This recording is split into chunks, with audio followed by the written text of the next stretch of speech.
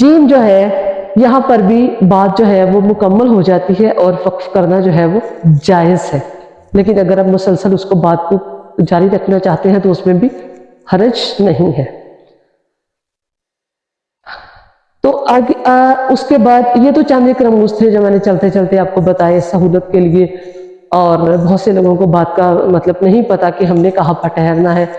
تو اس طرح سے میں نے آپ کو بتا دیا کہ جہاں پر وقف لکھا ہوتا ہے تو وہاں پر ٹھہرنا جو ہے وہ بہتر ہے، اور سکتہ کی جو علامت ہے اس جگہ پر رک جانا چاہیے۔ اگر آپ کا سانس جو ہے وہ ٹوٹ رہا ہے تو آپ پھر پچھلے لفظ جو ہے وہ اگلا لفظ ملا کر پڑھ لیں۔ اور بھی وقف نبی ہے، تو یہ وقف نبی اس لیے لکھا ہوتا ہے، چھوٹا سا اوپر لکھا ہوتا ہے وقف نبی صلی اللہ علیہ وآلہ وسلم، یہ اس لیے لکھا ہوتا ہے کہ یہاں پر روایات کی روح سے یہ ثابت ہے کہ یہاں پر رسول اللہ صلی اللہ علیہ وآلہ وسلم وقف فرمایا کرتے تھے۔ تو جب تک پرست ایجاد نہیں ہوا تھا تو قرآن مجید کے تمام نسخے جو تھے وہ قلم سے لکھے جاتے تھے، اور ہر دور میں ایسے کاتبوں کی ایک بہت بڑی تعداد موجود رہی ہے جس کا کام ہی یہی تھا کہ وہ کتابت قرآن کے سوا اور کوئی کام نہیں کرتے تھے، اور اپنے حروف کو آج کل بھی دیکھیں خطاطی بہت خوبصورتی سے لوگ جو ہے وہ لکھتے ہیں، اور بڑے والہانہ انداز سے جو ہے وہ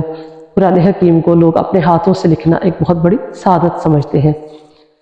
لیکن جس مقدار سے جس تعداد سے لوگ جو ہے وہ پڑھتے ہیں، لوگوں کی ضرورت ہے،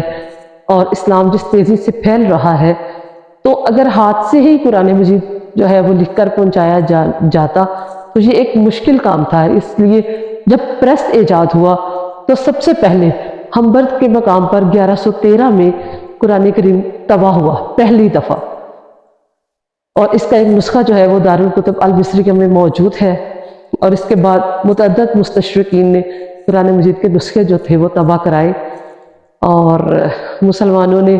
اب تو آپ کو پتہ ہے ہر جگہ پر ہر شہر میں قرآن مجید کی طباعت کا کام جو ہے وہ جاری و ساری ہے۔ اللہ رب جتنی مقدس کتاب ہے یہ، اور جس محبت سے لوگ اسے چھاپ رہے ہیں، اللہ پاک ہم سب کو اسی محبت سے اسے پڑھنے کی،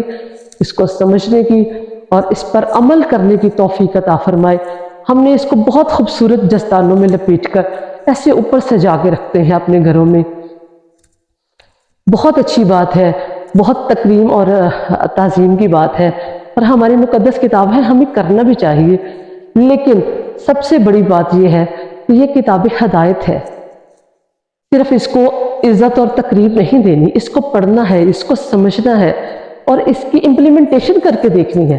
اس کو اپنے آپ پر جو ہے وہ آزما کر دیکھنا ہے کہ آیا جو اصول و قواعد اللہ رب العزت نے قرآن مجید میں بیان فرمائے ہیں کیا وہ ٹھیک ہے؟ ایکسپیریمنٹ تو کر کے دیکھیں۔ میں آپ سب کو دعوت دے رہی ہوں کہ آپ جو قرآن پاک میں اللہ پاک نے ہمیں معاشی، معاشرتی اور اخلاقی طور پر جو احکامات دیے ہیں، ہم ان کو سمجھے تو صحیح، اور اس پر تجربہ کر کے تو دیکھیں کہ کیا اس کا وہی رزلٹ نکل رہا ہے جو اللہ پاک نے ہمیں بتایا ہے۔ تو یہ ایک کتاب جو ہے اللہ پاک نے ہمیں آزمانے کے لیے دی ہے کہ اس پر عمل پیرا ہو، اس کو خوبصورت جزدانوں میں لپیٹ کر اور اچھے سے سجا کر رکھنے کے لیے نہیں دی۔ تو اقبال کا بڑا خوبصورت شعر ہے کہ وہ زمانے میں مقدس تھے، وہ زمانے میں معزز تھے مسلمہ ہو کر، اور تم خوار ہوئے تارک قرآن ہو کر۔ تو اب ہم نے قرآن پاک بہت تعداد میں چھاپ رہے ہیں، بہت خوبصورت اس کے ٹائٹل ہیں، بہت خوبصورت اس کے لیے کاغذ استعمال کر رہے ہیں، لیکن ہم نے اسے پڑھنا چھوڑ دیا ہے، ہم نے اسے اپنی زندگیوں پر جو ہے وہ اپلائی کرنا چھوڑ دیا ہے۔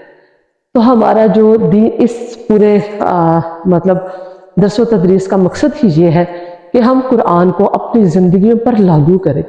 خود پر بھی کریں، اپنے بچوں پر بھی کریں، اپنے گھروں میں قرآن مجید کا جو ہے وہ ایک محافل قائم کریں، ایک ایسا سسٹم قائم کریں کہ ہم سب بات کریں تو قرآن کی، اگر کوئی کام کرے تو قرآن کے مطابق کریں، اگر کسی سے ملے تو دین قرآن کے مطابق ملے، اپنی زندگی میں اس طرح سے اس کو رچا بسا لے کہ ہمیں کسی اور چیز کی احتیاج نہ رہے، محتاجی نہ رہے۔ اللہ پاک ہماری اس کاوش کو اپنی بارگاہ میں شرف قبولیت عطا فرمائے، اور ہمیں قرآن مجید کو پڑھنے کی، اس کو سمجھنے کی، اس پر عمل کرنے کی توفیق دے،